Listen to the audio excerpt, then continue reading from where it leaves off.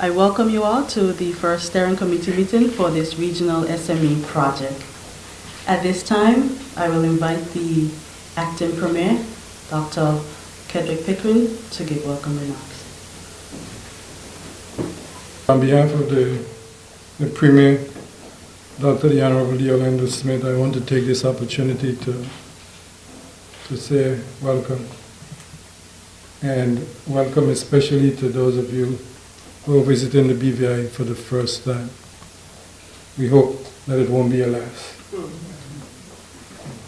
Dr. Smith is traveling to New York to attend a Caribbean tourism conference. And so he would very much like to have been here. But I trust that while you are here, you will take some time to enjoy the tourism offerings that make us unique as a territory. You'd like our food, our national parks, and hope you enjoy some of the music, especially the Lashing Dogs. So enjoy it while you are here and take it all and come back and see us again. But I especially hope that you will get a little chance to relax. Now we're here today, and this is a very momentous occasion. And even before I continue and get into the prepared remarks, let me say that I traveled to Brussels 2 weeks ago on behalf of OPTA. The BVI is chair of OPTA, and the Premier asked me to travel on his behalf. And I had two very significant meetings while I was over there. One was with the junior minister responsible for overseas territories and head of DEFRA, Lord Demali. The other one was in Brussels with the EU Commissioner, Mr. Potapny. And in both meetings, I took the opportunity to emphasize the need, the necessity for us to find ways and mechanisms for the overseas territories to be able to access the funds that are available. We hear a lot of talk about how much funds are available and all the monies for environmental and the pressures that are put on us. But I went to great pains to emphasize that it is useless for us as overseas territories to know that the monies are there and we're not getting the help to be able to access the funds.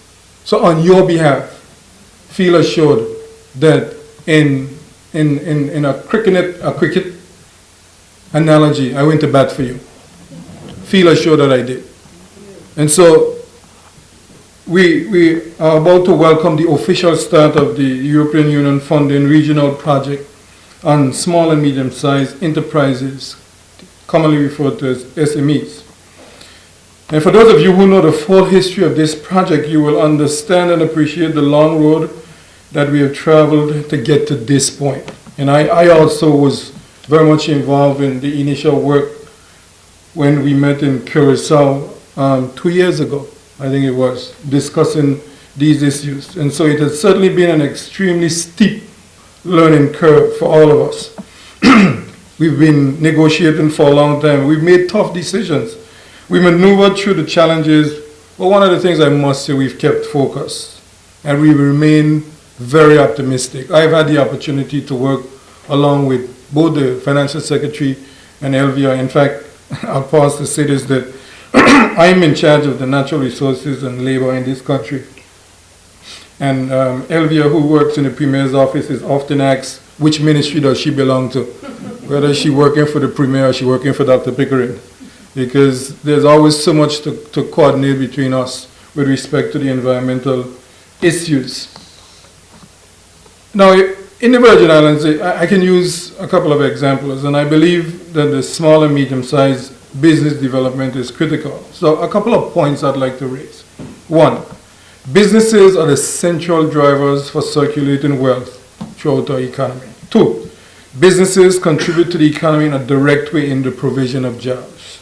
And more importantly, three, as a government, we recognize that there are many of our people who have a keen interest in starting their own businesses.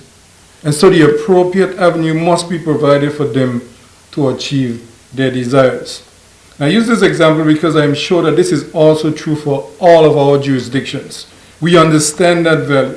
We understand the importance and the presence of the SMEs. And so with optimism, we really welcome this project. And you can rest assured, for my time associated with this project, I'm going to push as hard as I can to ensure that we get the benefits that are available to all of us. You can rest assured that the British Virgin Islands will do its utmost best to help all of us in this long struggle. The overall objective of this initiative is to strengthen the development of SMEs in the British and Dutch overseas countries and territories, which we call the OCTs. We want to reduce the social, economic, and environmental vulnerabilities through the enhanced cooperation and competitiveness within the region. And the purpose of strengthening the capacity for SMEs, intermediaries in the British and Dutch overseas is important if we are to manage and effectively implement these strategies. As you go through your deliberations, I think that is what is important, because for the technical people like yourselves, what is important is that you do the hard work, so that when you send people like us who are the policymakers on your behalf, we are well equipped. We have the ammunition. We have the technical knowledge backing us to be able, because I'm sure all of you know when you sit in these meetings, if you don't have ammunition, people don't really listen to you. So it's important to sit around the table, but it's also important to have the necessary information to be able to make your point and to get across your point with conviction. So if we implement mechanisms to develop these linkages within the OCT sub-region and increase the participation and integration in the wider Caribbean, we must put forward effective strategies. I can't overemphasize that point. It is no sense of us sitting back and complaining that the EU is this and the EU is that, and that the funding agencies are this and the funding agencies. If you read like I do, there's the CDB last week was making the point of how critically important it is for the wider Caribbean region to have a central mechanism to be able to access the funds that are available to us. So we in the smaller countries of the region, I cannot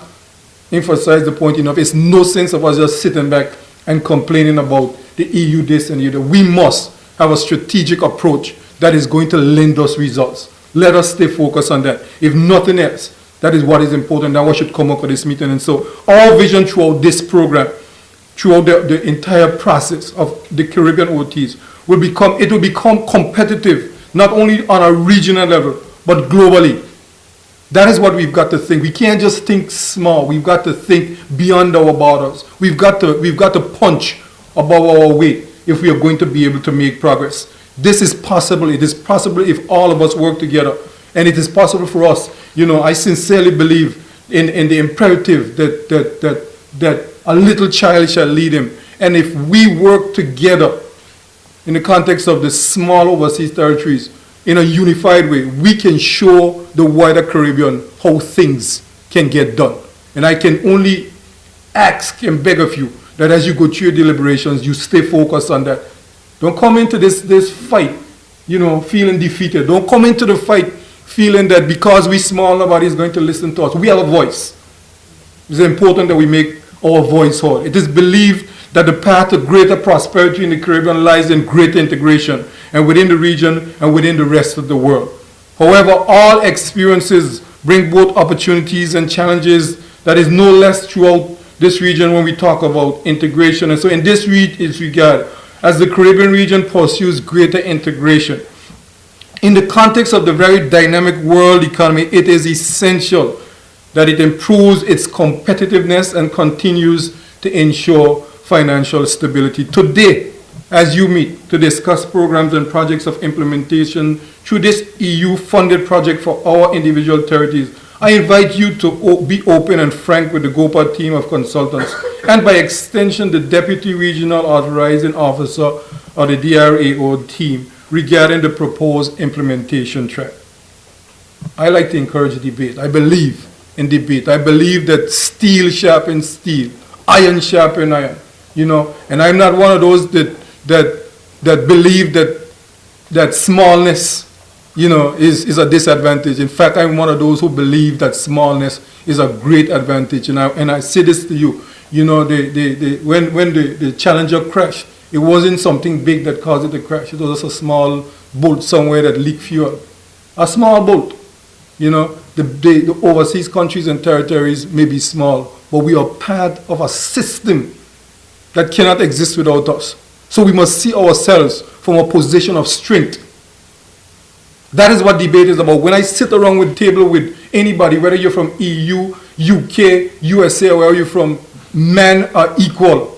It is true, all men are created equal, some more equal than others. But when we sit around the table, all of us are equal, and we have the intellectual capacity to be able to make our point, state it clearly, and to have a strategic approach to going forward. So let us see the debate as what it is, an opportunity. Okay, not a challenge, an opportunity. Let us debate from a position of strength to be able to get our point, because it is healthy, and it is the only way that we are going to achieve our objective. So on behalf of the Premier, Dr. D. Orlando Smith, I thank all of you for coming here. I thank you for your dedication to put into this project and to make the feasibility study get to this point. The workshops that have been held, the tendering of the long-term consultants, and now it is our first of many that we are embarking on with the steering committee to move forward. And I thank also the representatives from the EU for the funding provided for the project and for entrusting the responsibility to us as overseas countries and territories to manage the project. And therefore, eventually we'll be able to build the capacity that is necessary to be able to enhance our territories. I especially want to thank the representatives of GOPA for the invaluable assistance that they have rendered thus far to help us achieve the objective. I thank all of you for taking the time out to travel to the BVI. I thank you for the hard work that you're going to embark upon, and I wish all you success during your deliberations and Godspeed in your travel. God bless you all. Thank you very much.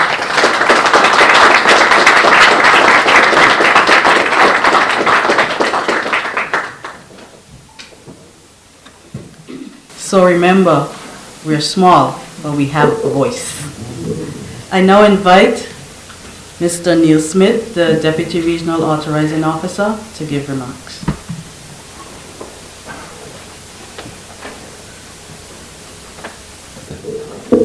After the Deputy Premier, Acting Premier, I don't think I need to say much.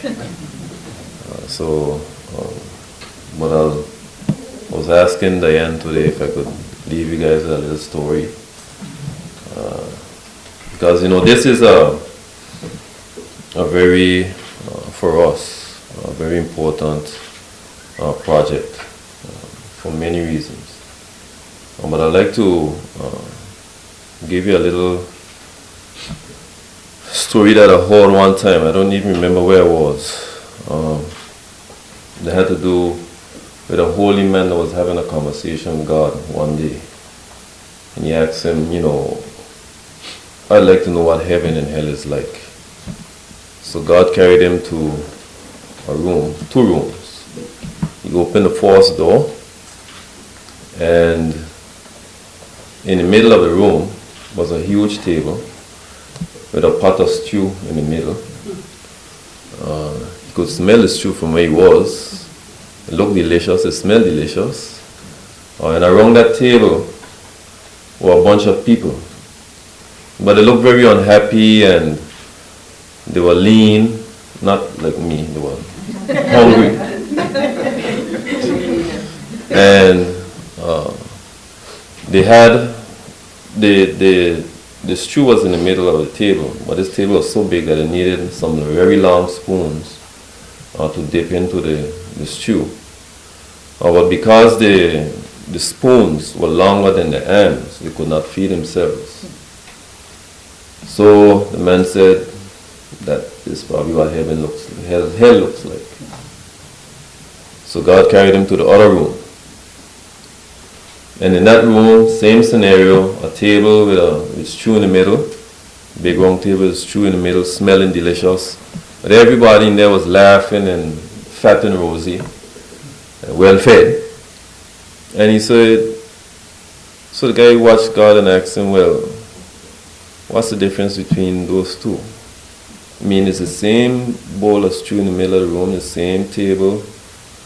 They have the same spoons. What's the difference? Say, look closely. In the second room, the individuals were feeding each other. In the fourth room, they were not. They were trying to feed themselves. So you see, in life, in projects such as these, in a grouping such as this, you'll find that we'll grow by leaps and bounds. We achieve great things if we help each other.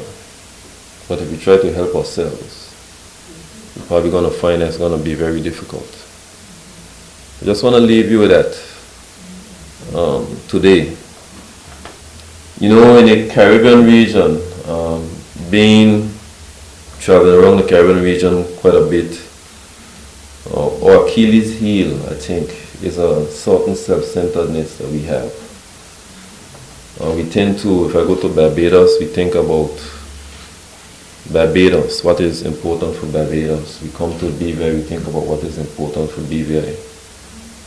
What is very rare that we seem to think, I mean, there's a rhetoric, the political rhetoric, obviously, but it's very rare that you hear us as a people, as a Caribbean people, as West Indians, speak about what's best for the Caribbean. And that, I think, has been our Achilles heel, because we have, I mean, St. Lucia, for example, likes to boast that they have 2 Nobel Prize winners and things like that. But you never hear us say that that's Caribbean, West Indian.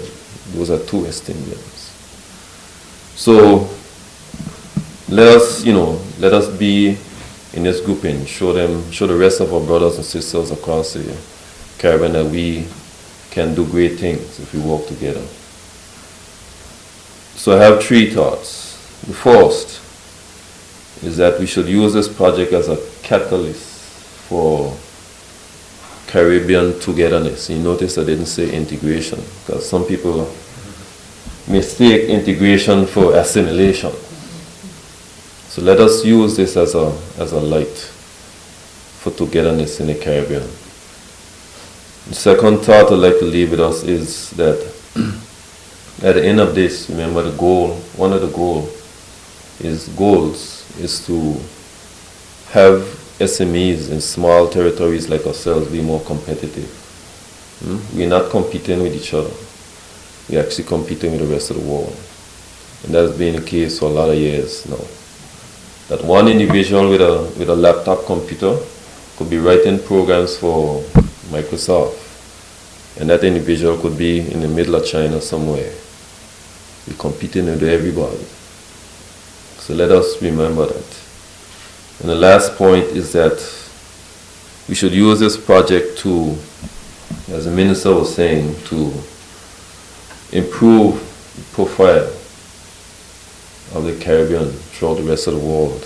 Or we might be the small territories, but we could have a big impact.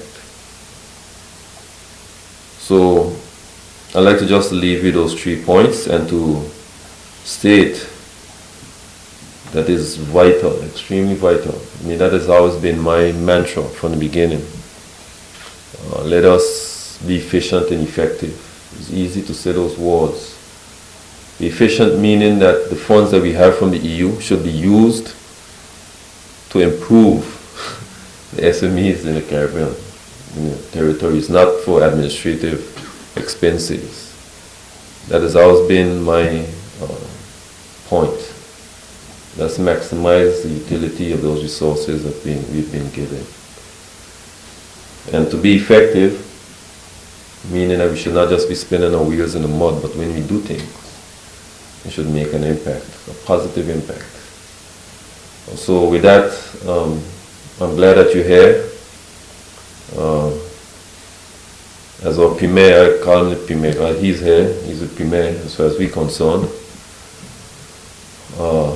He's told you already, but I'll tell you again, this is the most beautiful place on the face of the earth. And you should feel comfortable being here. And if you want me to prove that to you, we can, with pleasure. And I'm glad that you're here. And I hope that we achieve many things in the coming hours and days. Thank you.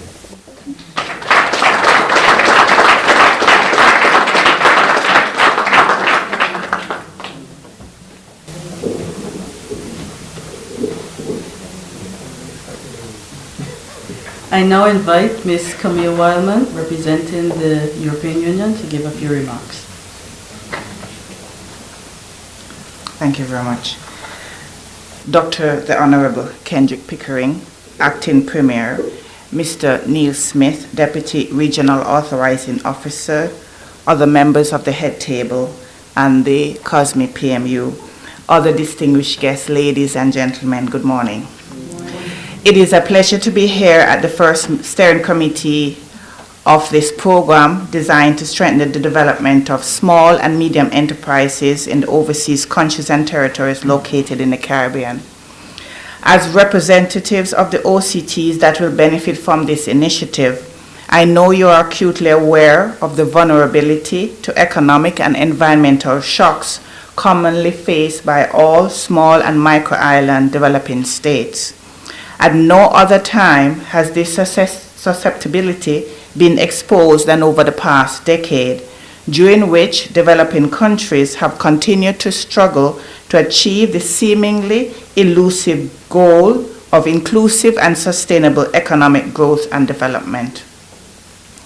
The European Union's support of this intervention underscores its recognition, based in part on its own experience, of the need for a strong private sector as an essential partner in decent job creation, better employment opportunities, a progressive transition from the informal to the formal economy, and the economic empowerment of women, youth, and other vulnerable groups. The achievement of these objectives requires, among other things, actions that deliver results in the shortest possible time with measurable impacts. National administrations and their bilateral and multilateral development partners will have to ensure policy coherence in areas affecting the private sector across the macro, meso, and micro levels. Ultimately, the outcomes of these actions should enhance environmental, social, institutional, and organizational standards, including human rights, low carbon and resource efficient production, good corporate governance, as well as open, transparent, and fair market regimes. The EU as a bloc, and particularly the member states to which you have special relations, remain committed to fostering even closer inter-OCT cooperation to mitigate the challenges posed by size and, by extension, limited economies of scale, limited natural resource endowment, and geographic inaccessibility. In addition, we strongly encourage the ongoing deepening of the relationship with CARICOM, the OECS, and other relevant and meaningful associations such as the CARIFORUM, French Caribbean Outermost Regions and OCT's Trade and Investment Task Force, the Caribbean Association of Investment Promotion Agencies, and the Caribbean Network of Services Coalitions. We pledge to work closely with the Deputy Regional Authorizing Officer and GOPA Consulting in the successful implementation of this program, and look forward to continuing our close and productive collaboration in this regard. Thank you very much.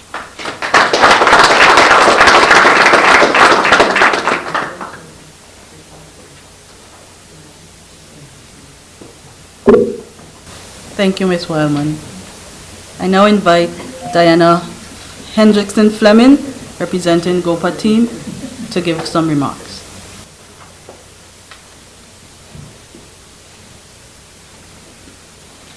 Thank you, Ilvia. Protocol has been established, and as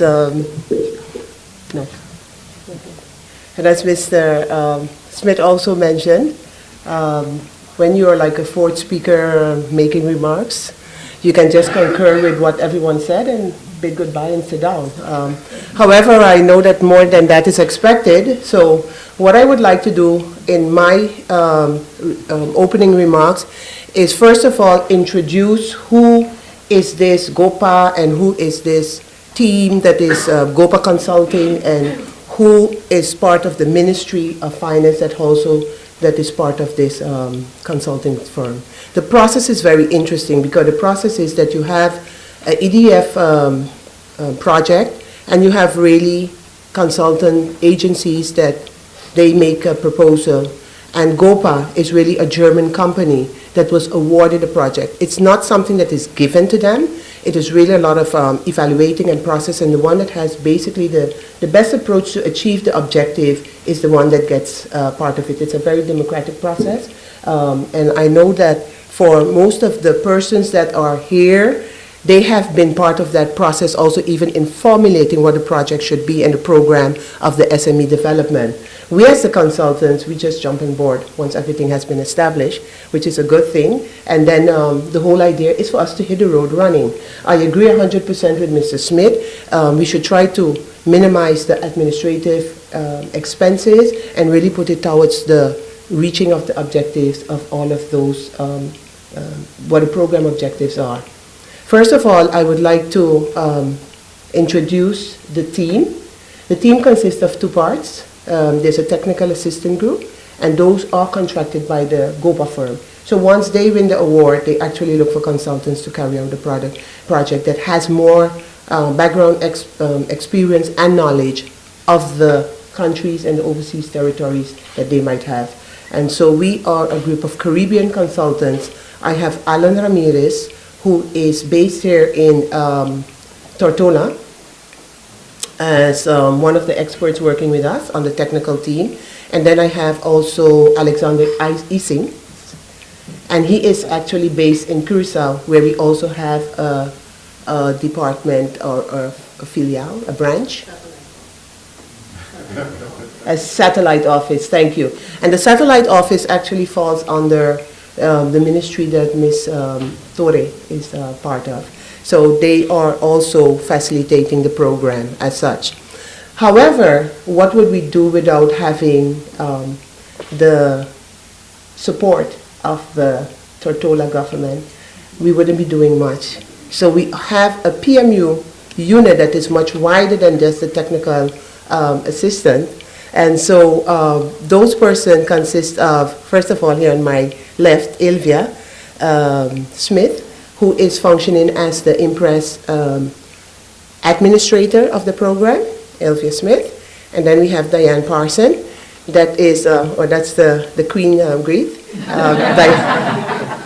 She can have Diana, Diana, you know. So Diane Parson is the account administrative officer, the account officer, Impress account officer, got it the last time. I also want to just put a little attention to persons that have been supporting this whole setting up, which is the deputy of Diane, which is Tricia, and we have an intern that is working with us, which is Brianna. So those are the faces of anything that you want to also go and ask anything about. The program itself, you're going to get some information from the press perspective. I think the program itself, what the project is about, we have talked quite a bit about it, and as we close off the press part, there would be a little more information that we would gladly provide the press afterwards with, and it's really going to talk about the components and all of that of the program and what is expected from the program. But I do feel that it would be too drawn out, although I have gotten some questions from the press, and they have been very patient in waiting for that information. So I think that it would be a better idea to provide you with that at the end of the program of the day, if you don't mind. So without any further ado, I would give the word back to Ilvia so that we can proceed. We can proceed, roll up the sleeve, and let's get to work, because it's really your program, and we would support whatever that has to come out of it for the benefit of everybody, the togetherness of everybody. Thank you. Well, before we close this session, I just want to thank the government of the Virgin Islands for hosting the entire program. You would know that although the EU is given us the funding for the implementation of the actual project. The funding for the project office is solely borne by the government of the Virgin Islands, so we want to thank government for ably assisting us. And as you have heard the Deputy Regional Authorizing Officer say, that is the government's effort in helping us to minimize the administrative burdens on the project. So we do thank them. At this time, we will close bring the opening ceremony to a close.